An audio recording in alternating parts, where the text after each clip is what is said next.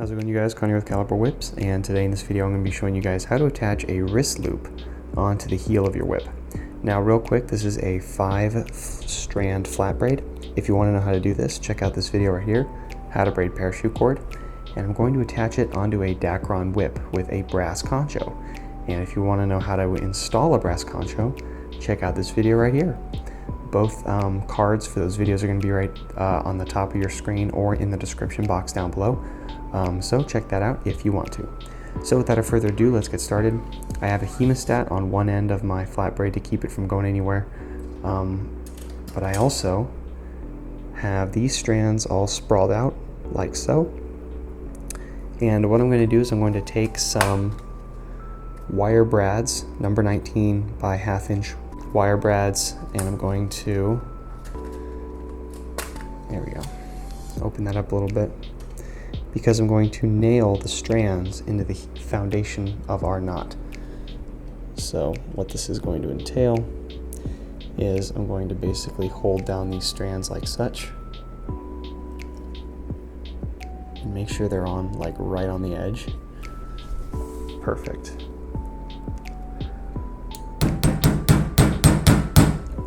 Just like that. And now what I'm going to do is I'm just going to start nailing down.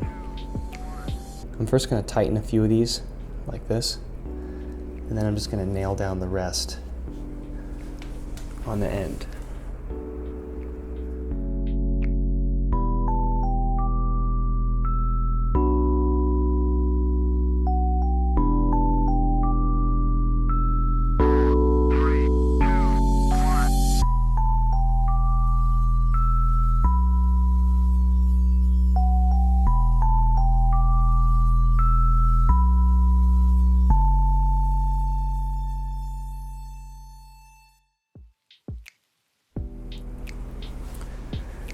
There we go, we have 4 tack nails, and the reason why we're just absolutely demolishing this with tack nails is because there's going to be a lot of strain on this wrist loop here, and luckily Dacron is pretty strong and durable. However, that's not the issue here. The issue is trying to make sure everything is flush so that we can attach a Turk's knot onto the whip.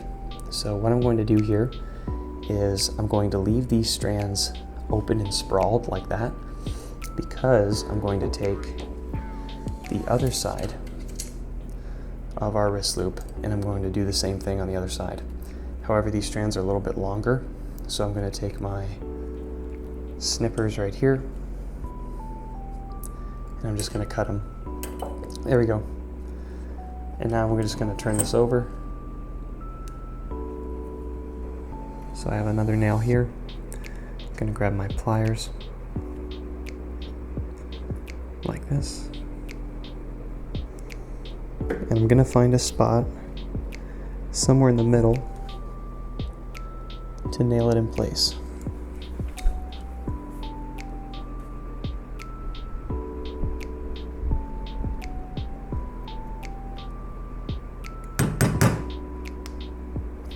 There we go.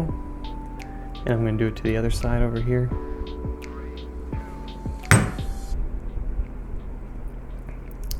And then I'm going to do it to the other 2 strands on this side.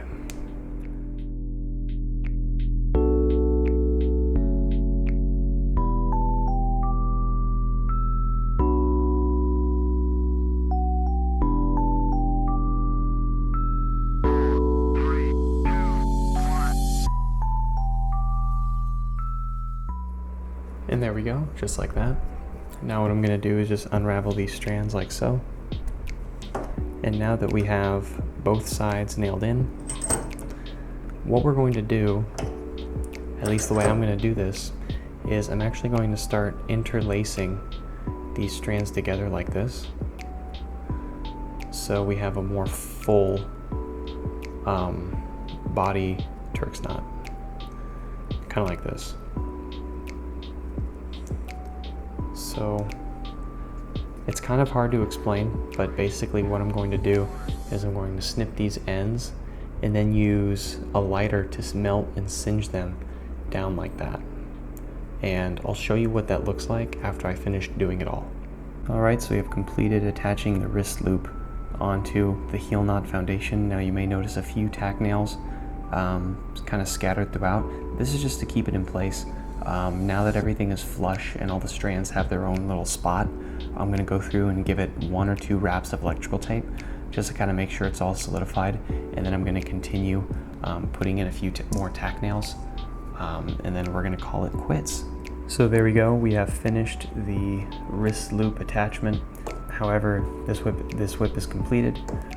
So what I'm going to do is obviously attach that Turk's knot, wax it, and we're good to go. So with that being said, I hope you found this video informative, and if you did, be sure to hit that subscribe button right there, as well as check out my second channel, and you can also check out these other 2 cool videos while you're at it. So that being said, thank you for watching, and I'll see you in the next one.